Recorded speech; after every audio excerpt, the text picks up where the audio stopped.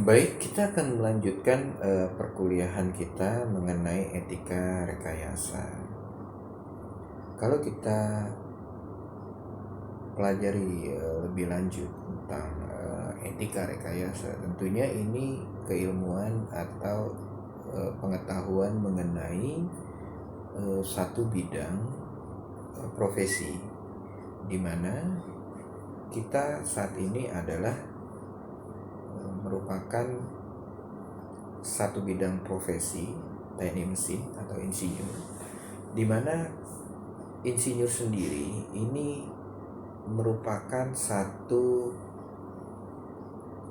aplikasi atau penerapan keahlian khusus dari ilmu pengetahuan matematika, fisika, atau pengetahuan ilmiah lainnya untuk melakukan perancangan, desain, konstruksi, operasi, dan perawatan dari produk, proses, maupun sistem kerja secara efektif, efisien guna kemaslahatan manusia. Nah, manusia dari sains, teknologi, dan profesi insinyur. Sains sendiri adalah pengetahuan yang sistematis dan suatu aktivitas studi yang mencoba memahami segala bentuk kejadian, gejala, dan fenomena alam. Asal kata sains ini artinya adalah mengetahui atau belajar memahami. Sains dan teknologi sangat erat hubungannya. Teknologi sering disebut sains terapan, sebuah ikhtiar praktis untuk mengubah alam demi dan semata untuk kepentingan manusia daripada upaya untuk mengerti atau memahami. Teknologi, kita sering mendengar istilah teknologi, namun secara definisi teknologi di sini merupakan sekumpulan pengetahuan dan peralatan yang dipergunakan atau dibuat oleh manusia secara progresif menguasai alam dan lingkungannya. Nah, teknologi berperan sebagai faktor dominan dalam proses perubahan sosial. Terjadi revolusi industri di pertengahan abad 18 ini sebagai milestone atau tiang tonggak bagi perkembangan teknologi modern baru. Nah, struktur kehidupan masyarakat ini berpola tradisional, agraris ya, bergeser ke struktur masyarakat modern, industrial yang serba rasional, formal, dan menempatkan pada ukuran efisiensi dan efektivitas serta produktivitas tinggi-tingginya. Bagaimana dengan profesionalisme? Kita sering dengar sekali ya. Anda profesional tidak? Bagaimana Anda bisa menjadi seorang profesional? Jika ingin dikatakan sebagai profesional, maka harus memahami makna dari profesionalisme tersebut. Jadi profesionalisme ini adalah suatu faham yang menciptakan dilakukannya kegiatan-kegiatan kerja tertentu dalam masyarakat, berbekalkan keahlian tinggi dan berdasarkan keterpanggilan serta ikrar untuk menerima panggilan tersebut dengan semangat pengabdian, selalu siap menolong. Ini menurut Widnyo Subroto tahun 99. Dan ini juga harus dibedakan antara occupation, kerja biasa yang semata bertujuan mencari nafkah dan atau kekayaan materi duniawi, dengan honorarium, dipandang sebagai bentuk tanda kehormatan honor profesi yang dimiliki.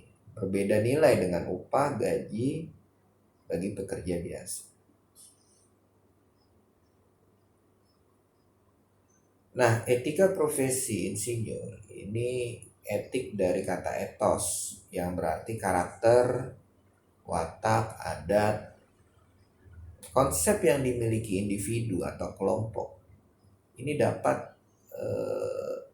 atau untuk menilai apakah tindakan yang telah dikerjakan ini salah, benar, baik atau buruk.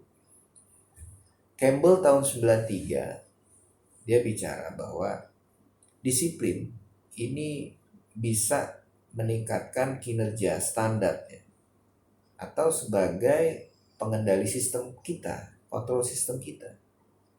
Dan Bennett tahun 96 ini juga mengungkapkan bahwa isu mengenai moral ya, pengambilan keputusan yang konfrontasi secara individu dan organisasi yang terlibat di dalam engineering ini harus benar-benar dipelajari, dipahami. Sehingga pengenalan dan pemahaman etika profesi insinyur ini perlu dilakukan sedini mungkin. Sebelum rekan-rekan mendapatkan gelar sarjana teknik dan mengambil profesi insinyur, etika profesi ini dicantumkan di dalam kurikulum mata kuliah. Dan hasilnya nanti akan kita rasakan di penerapan nyatanya. Apakah mungkin masalah moral dan etika diajarkan bagi mahasiswa teknik? Tidak mudah, karena nilai-nilai moral dan etika produk warisan dari orang tua, dipengaruhi oleh kultur, ya, budaya, masyarakat, faktor psikologis. Apakah berpikir etik seperti halnya kita berpikir keilmuan, saintifik? Ini perlu dibuat rambu-rambu sebagai rujukan etika profesi yang harus ditaati, intinya menuju kebaikan, kejujuran, respek kepada hak orang lain, menghindari segala perbuatan yang tidak baik atau tercela, menyimpang dari aturan yang berlaku. Secara prinsip etika ini terdiri dari beberapa ya. Kita lihat di sini ada 4 menurut Harris 93 dan Flederman tahun 99. Yang pertama adalah etika kemanfaatan umum atau utilitarianisme etik. Setiap langkah atau tindakan yang menghasilkan manfaat terbesar bagi kepentingan umum ini harus dipilih dan dijadikan sebagai motivasi utama. Nah, yang kedua adalah etika kewajiban. Jadi setiap sistem harus mengakomodasikan hal-hal yang wajib berupa nilai moral yang harus ditaati seperti jangan berbohong, jangan mencuri, harus jujur dan lain-lain. Ketika kebenaran ya, atau etika kebenaran ya, right ethic, ini suatu pandangan yang tetap menganggap salah terhadap segala macam pandangan yang melanggar nilai-nilai dasar moralitas. Contoh tindakan plagiat, menjiplak.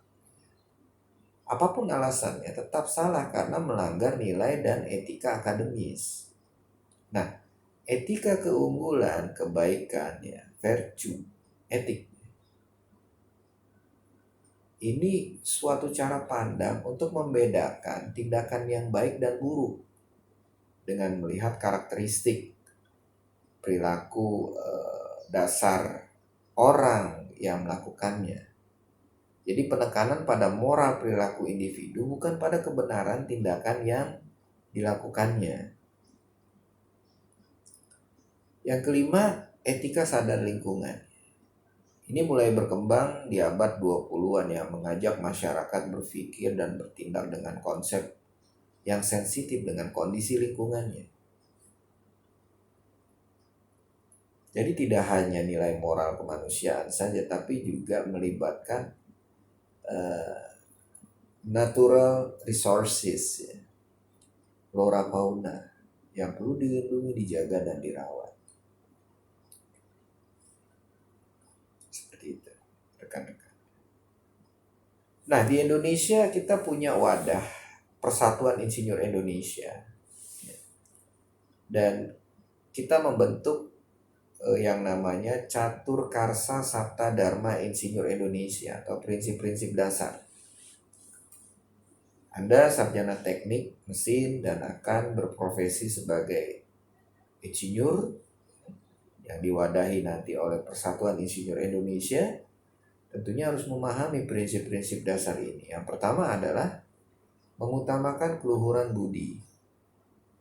Yang kedua, menggunakan pengetahuan dan kemampuannya untuk kepentingan kesejahteraan umat dan bekerja secara sungguh-sungguh untuk kepentingan masyarakat dengan tugas tanggung jawab meningkatkan kompetensi dan martabat berdasarkan keahlian profesi keinsinyuran. Kemudian insinyur dituntut memiliki 7 sikap. Yang pertama, insinyur Indonesia ini senantiasa mengutamakan keselamatan, kesehatan, dan kesejahteraan masyarakat. Oleh sebab itu, kita belajar mengenai kesehatan dan keselamatan kerja. Kemudian juga insinyur Indonesia senantiasa bekerja sesuai dengan kompetensinya. Kalau ahli bidang teknik mesin, kompetensinya teknik mesin. Jangan ke bidang teknik yang lain atau ke bidang kedokteran. Atau insinyur Indonesia hanya menyatakan pendapat yang dapat dipertanggungjawabkan. Dan juga senantiasa menghindari terjadinya pertentangan kepentingan dalam tanggung jawab tugasnya. Dan membangun reputasi profesi berdasarkan kemampuan masing-masing. Dan juga memegang teguh kehormatan, integritas, dan martabat profesi.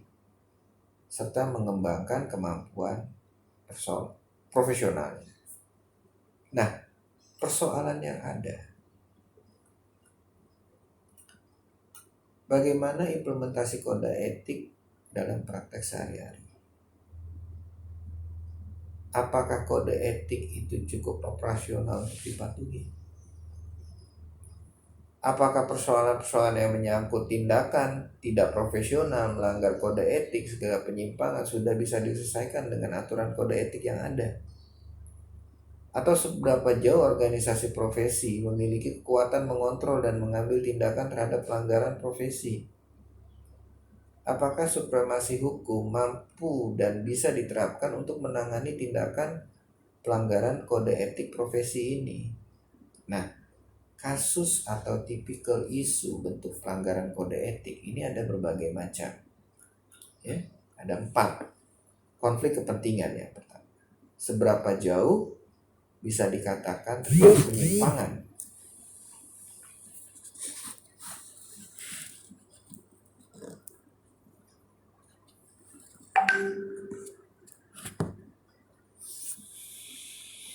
Kemudian jika posisi atau jabatannya dari seorang profesional ini menerima hadiah ya dari pemasok atau kliennya, atau seberapa besar nilai cenderamata, masih dianggap wajarkah atau melanggar kode etik? Kemudian yang kedua berkaitan dengan kerahasiaan atau loyalitas, pemberian informasi yang konfidensial sifatnya, terbatas dan rahasia kepada kompetitor, dan tindakan tidak loyal.